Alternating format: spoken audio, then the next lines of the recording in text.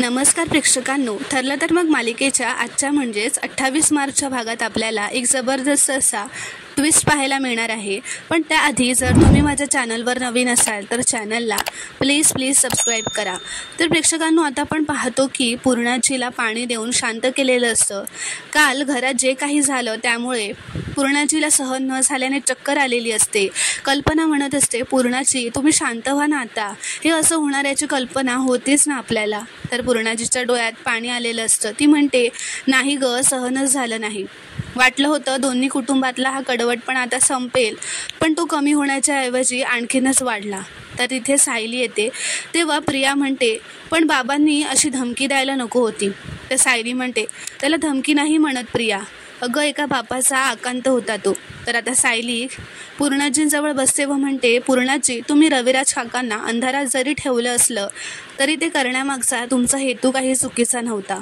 तुम्हाला 2 घरं जोडायची होती, प्रतिमात्यांना दिलेला शब्द पाळायचा होता। त्यामुळे तुमच्या या निर्णयावर ठाम राहा आणि रविराज काकांना थोडा वेळ द्या। ते त्यांच्या लेकीवरचा राग फार काळ टिकू देणार नाहीत, ही गोष्ट लक्षात ठेवा आणि मन शांत ठेवा।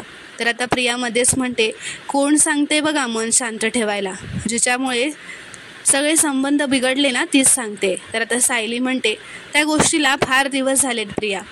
त्यानंतर रविराज काकांनी तुला आणि प्रतिमात्याला इथे येऊ दिलं, त्यांचा रागही निवळला होता, पण तू तुझ्या हट्टापायी तुला हवं तेच केलंस।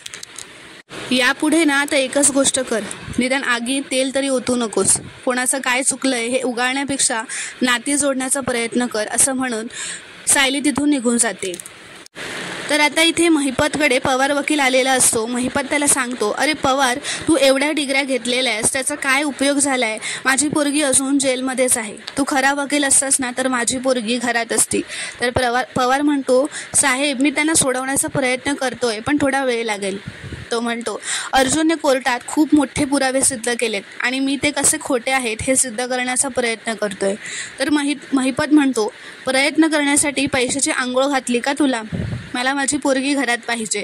तर नागराज म्हणतो, महिपत त्याच्यावर ओरडून भडकून काय होणार आहे? जेवढं झेपेल तेवढंच करतोय तो, कुवत आहे का त्याची?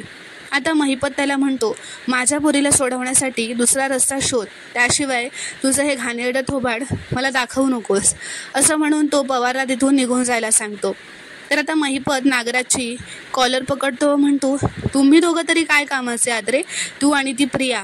तर नागराज म्हणतो, महिपत तुझी पोरगी ना आता तुरुंगात आहे, म्हणून तुझं डोकं थाऱ्यावर नाही आहे। कॉलर सोड महिपत, मी मित्र म्हणून सगळं सहन करतोय, गैरफायदा नाही घ्यायचा याचा। अरे 10 खून पसवलेस तू, आणि तुझ्या मुलीचा चुकून झालेला एक खून जो की चुकून झालाय तो सुद्धा भारी पडतोय तुला। अजून खूप मोठी लढाई आहे पुढे, आणि त्यात साथ देणारा एकच मित्र आहे, तो म्हणजे हा नागराज। त्यामुळे नागाला डसायचं नाही, सांभाळून राहायचं। तर आता महिपत म्हणतो, मग त्या प्रियापासून सुद्धा मी सांभाळून राहायचं का? तर नागराज म्हणतो, ते तू तुझं बघून घे, तिचं काय करायचं ते। तर इथे सायली प्रियाला येऊन म्हणते, प्रिया अगं माझं ना सगळा स्वयंपाक आता झालाय, फक्त कोशिंबिरी साखर घालायची आहे, तेवढं कर। तर प्रिया म्हणते, आता ते पण तूच कर ना। तर सायली म्हणते, अगं अशा गोष्टी आयत्या वेळी करायच्या असतात, नाहीतर कोशिंबिरीला पाणी सुटेल ना, आणि हे सगळं तुलाच करायला लागणार आहे। मला आईंनी फक्त स्वयंपाक करण्याची परवानगी दिली आहे, सगळ्यांबरोबर जेवायची नाही। ती तुझ्या कृपेने फक्त मला एकदाच मिळाली होती, तेवढी साखर घालून घे, असं ती म्हणून वर निघून जाते। तर प्रिया आता मनातच म्हणते, ही महाराणी आता मला ऑर्डर सोडणार खड्ड्याचा, तुझं ऐकून मी काही करणार नाही आहे, लग्न झाल्यापासून राबतेच आहे। तर आता प्रिया विमलला म्हणते, तुझं काय आहे ते, जा काम कर, साखर घाल जा कोशिंबिरीत। तर आता महिपत प्रियाला कॉल करत असतो। आता कॉल आल्यामुळे प्रिया उठून बाजूला येते। तर आता त्याच संधीचा फायदा घेऊन सायली सुद्धा आपली पर्स घेऊन येते वरून व घरातून निघून जाते। तर प्रिया सायलीला धावतच बाहेर जाताना बघते व मनातच म्हणते, हिचा अर्जुनला भेटायचा प्लॅन तर कॅन्सल झालेला ना, मग ही आता परत का चालली आहे अर्जुनकडेच?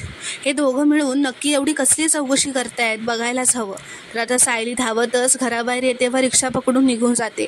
तर प्रियासुद्धा तिच्या मागे धावत येते, रिक्षा पकडून तिचा पाठलाग करत असते। तर आता प्रिया ही रिक्षातून सायलीच्या मागावर असते व सायलीचा पाठलाग करत असते। तर सायली एका ठिकाणी उतरते, तिथेच प्रिया सुद्धा तिच्या मागे उतरते।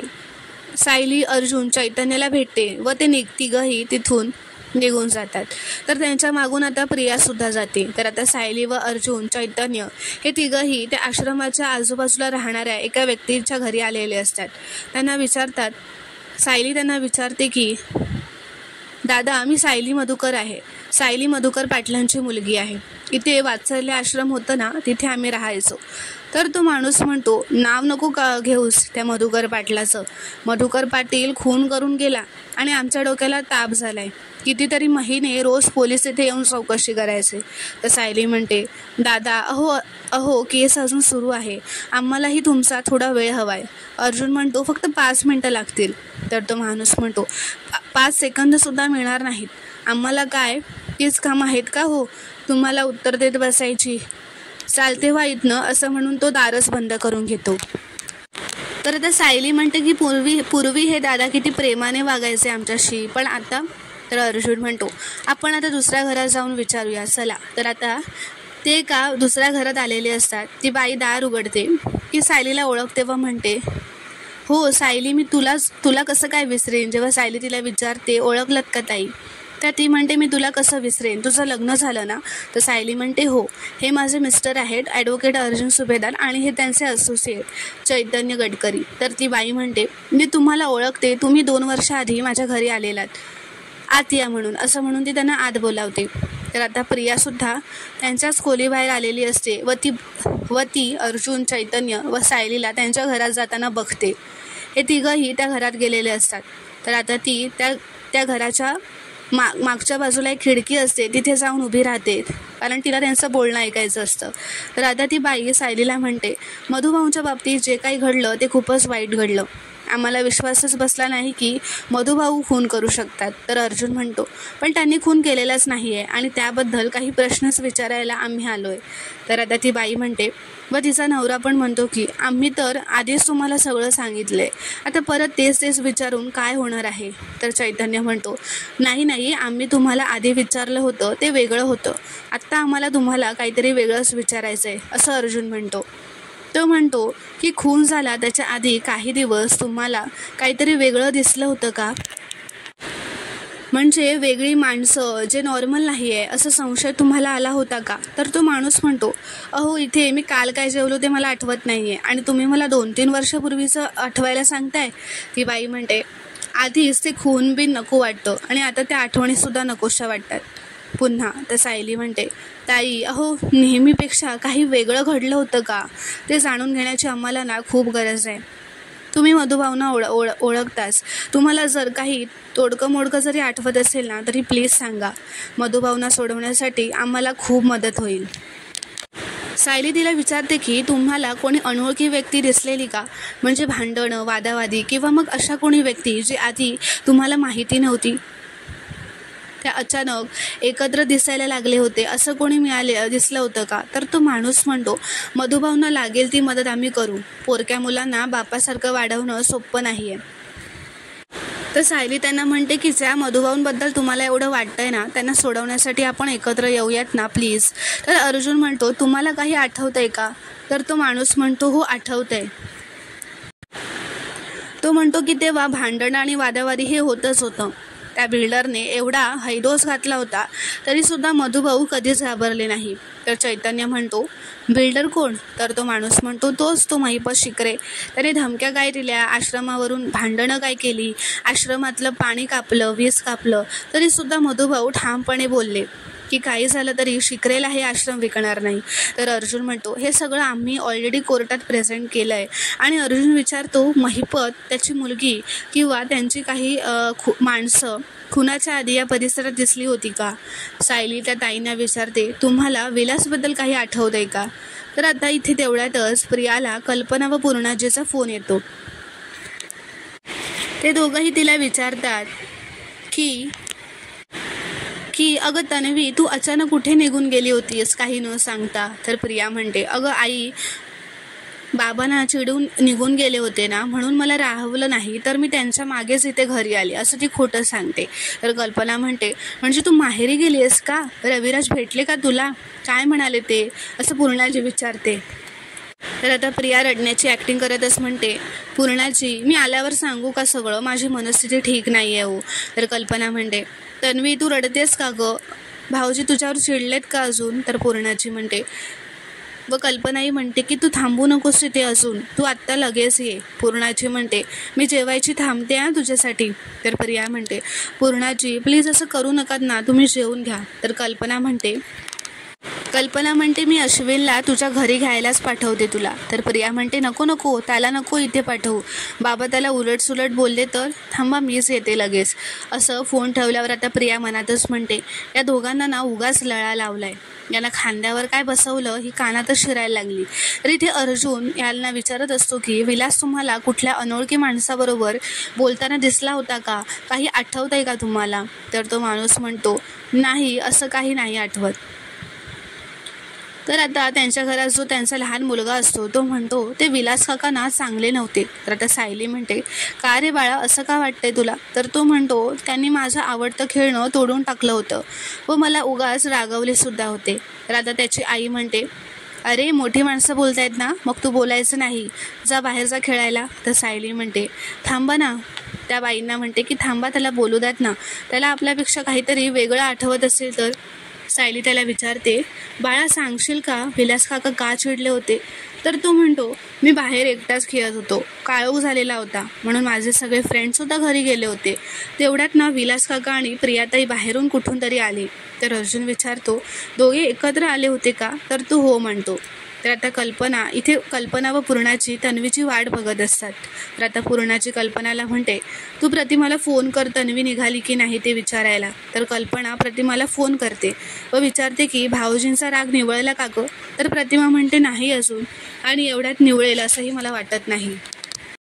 तर आता कल्पना म्हणते बरं तू काळजी घे. ती प्रतिमाला आता तन्वीबद्दल विचारणारच असते की तन्वी असं म्हणणारच असते. तेवढ्यात आता प्रिया जी आहे ती घरी पोहोचते, दारातच पोहोचते व ती बघते की कल्पनाने प्रतिमाला फोन लावलाय. तेवढ्यात ती दारातूनच आई अशी मोठ्याने हाक मारते. तर आता प्रिया जोरातच धावून आत येते. तर कल्पना प्रतिमाला फोनवर म्हणते प्रतिमा मी तुझ्याशी नंतर बोलते असं म्हणत ते घाईघाईत फोन ठेवते. पूर्णाजी विचारते अगं बाळा किती उशीर झाला. तर रविराजनं समजावलंस का तू असं ती विचारते. तर प्रिया म्हणते समजावायची संधीच नाही मिळाली मला, त्यांनी तर माझ्या तोंडावरच दार बंद केला असं ती म्हणते. असं ती खोटं सांगते. इथे सायली म्हणत असते हा मुलगा सांगतोय म्हणजे ती खुनाचीच रात्र असणार. ती विचारते त्या बाळाला की मग काय झालं. तर तो म्हणतो विलास काकांचा मला धक्का लागला होता आणि ते माझ्यावरच चिडले आणि माझ्या हातात जे खेळणं होतं ते त्यांनी खाली फेकलं आणि पायाने त्याचे तुकडे केले. असं कोणी करतं का गं ताई. तर सायली म्हणते खरंय तुझं, त्यांनी असं वागायला नको होतं.